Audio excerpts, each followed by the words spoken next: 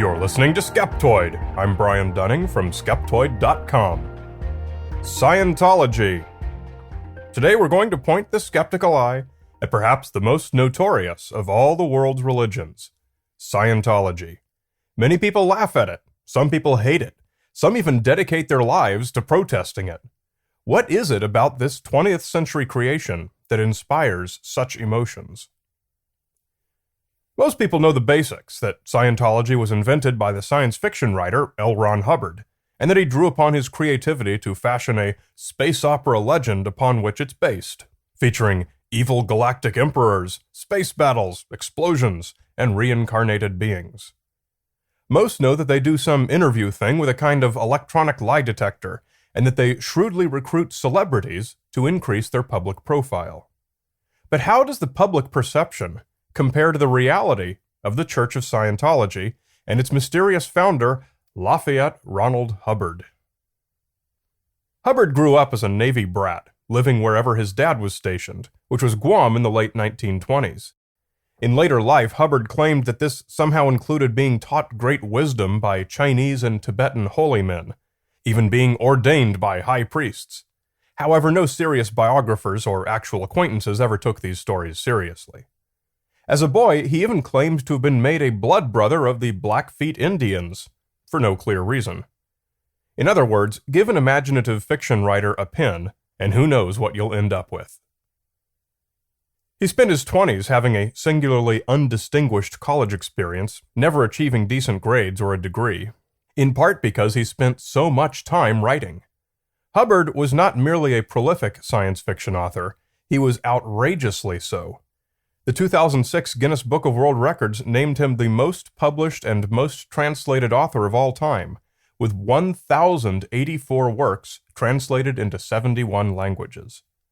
The vast majority of those were fiction that had nothing to do with Scientology. Whatever you may think of the quality of his writing, truly objective opinions are hard to come by with such a notorious author. It's hard to deny that the man put eyeballs on pages. But despite his prodigious output, professional success as a writer did not come easily or soon, and the Navy ended up being his day job. By World War II, he was a lieutenant in command of an anti-submarine ship off the U.S. West Coast. As with so many aspects of his life, he greatly magnified his wartime career in his writings, and these exaggerations are still maintained by Scientology official records. They include his being injured in combat multiple times, having been the first casualty of the Pacific Theater, that he served in all 5 theaters, that he received 21 medals and palms, and that he was a war hero who was twice declared dead. In fact, he was never injured in combat, but only had pink eye, bursitis, and an ulcer. He was relieved of the few commands he ever had for poor performance, and received only 4 medals, all 4 of which were given to every serviceman in the entire military, stationed in the same theaters as he. Again, give an imaginative fiction writer a pen. After the war was when Hubbard's future finally began to take shape. He spent a lot of time in the Los Angeles underground occult scene, living for a while in a sort of devil-worshipping commune with JPL founder John Parsons. This is a place where the dregs of the Hollywood elite hung out, experimenting with hallucinogenic drugs and hedonism. Much of these crazy times is documented in the Parsons biographies Strange Angel and Sex and Rockets.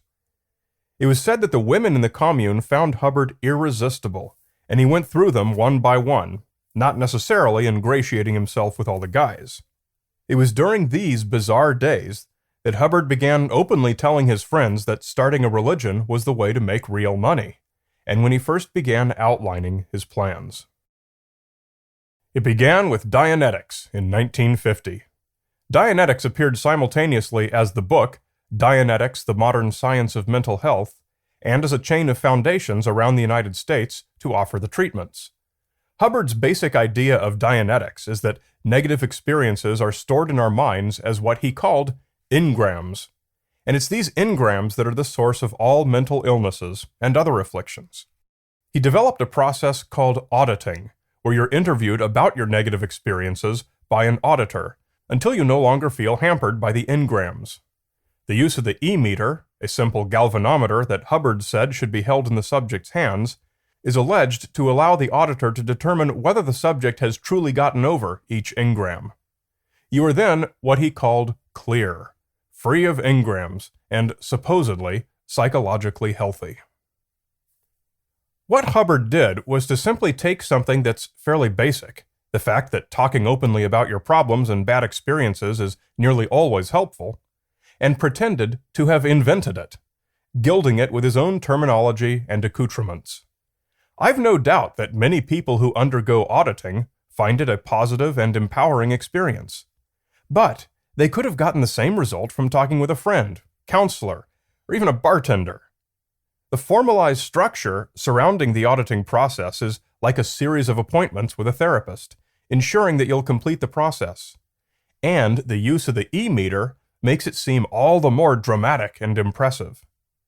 There's no evidence that auditing is useful by any recognized psychiatric standard, but that's a different question than whether the experience is personally fulfilling. Hubbard and his followers went to great lengths to try and get Dianetics established as a professionally recognized mental health regimen, but this was met instead with prosecutions for practicing medicine without a license and bankruptcy. Unfazed, Hubbard then saw the light, so to speak, and in 1952 he reframed Dianetics as a religion that he called Scientology. In order to present a quack psychological therapy as a religion, he needed a spiritual element, and so he drew upon his science fiction and created the idea of thetans. Thetans are immortal, incorporeal beings who are reincarnated infinitely. We're each a thetan, you see, and before our thetans came to Earth, we lived lives as alien beings on other planets, billions of years ago, accumulating engrams all the way.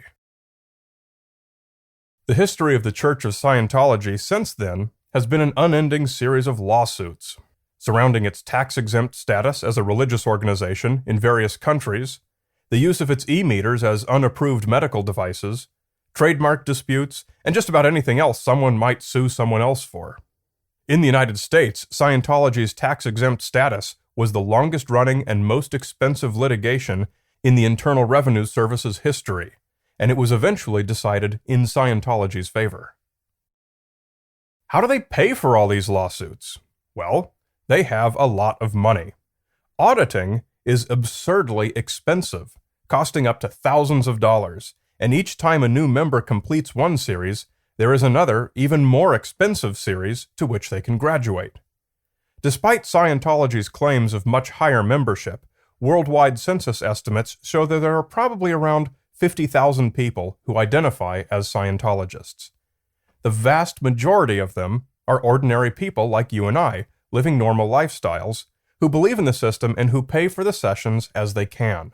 This aggregates into an enormous income stream for Scientology. The most dedicated individuals may choose to go full-time, and this means joining the Sea Org.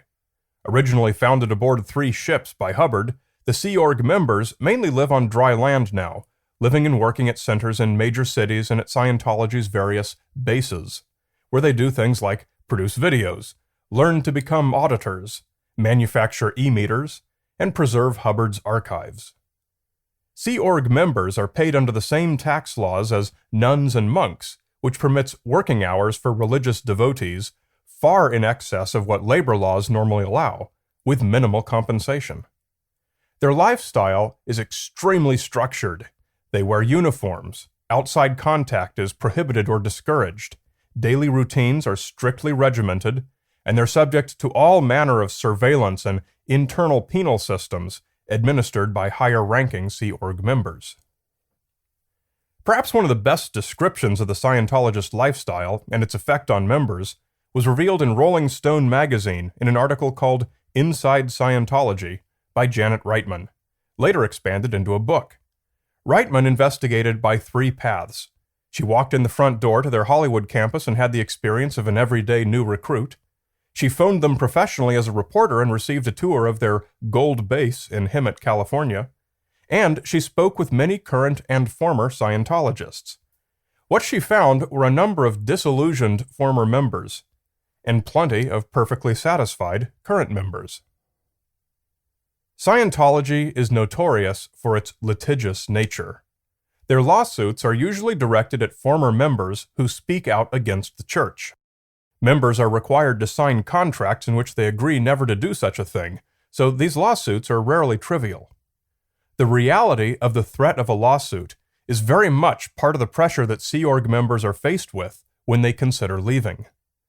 Ordinary members rarely have to worry about such things, but being in the Sea Org is an all-or-nothing proposition. It's often compared to being in the military. You sink or swim. The structured environment better work for you, because if it doesn't, you'll find yourself on thin ice. But such lawsuits are not the only reason that criticism of Scientology is justified. Their principal vehicle for attracting new income-generating members is a free stress test, or free personality test, offered out in the public, with no mention of Scientology, designed to be a quick, positive first experience with auditing. Then they draw you in with more such offers. As auditing purports to be a replacement for the sciences of psychology and psychiatry, Scientology often promotes a strong anti-psychiatry message, which is right up there with anti-vaccine quackery. While I certainly don't hold to any of the Scientology philosophy, and I think their science fiction Thetan story with Lord Xenu is as ludicrous as anyone, I'm puzzled by the strong anti-Scientology passion expressed by its opponents, such as the loosely organized group called Anonymous. I'm not Amish, but I harbor no resentment to those who choose the Amish lifestyle, and I have no problem with people electing to dress in naval uniforms and live in regimented barracks. Whether Anonymous likes it or not, there are people who thrive in such a rigidly structured environment. It works for them, and it's as valid a lifestyle as any other. It's available for those who want it, and if you don't, nobody's trying to force it down your throat. There's no group of people in the world that's either completely perfect or completely evil. There are things about Scientology worthy of abhorrence, most notably their anti-science stance on psychology and psychiatry, and there are things about it that work great for those who choose that lifestyle. And so, although it may pain many of my regular listeners to hear it, Scientology is not on my list of the worst things in the world. Keep your skepticism healthy.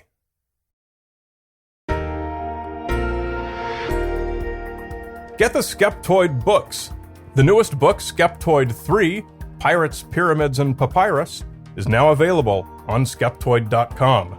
They're perfect bathroom reading, and books are a great gift for someone who doesn't listen to podcasts. Search Amazon.com for Skeptoid, or come to Skeptoid.com to get a personalized autographed copy from the website.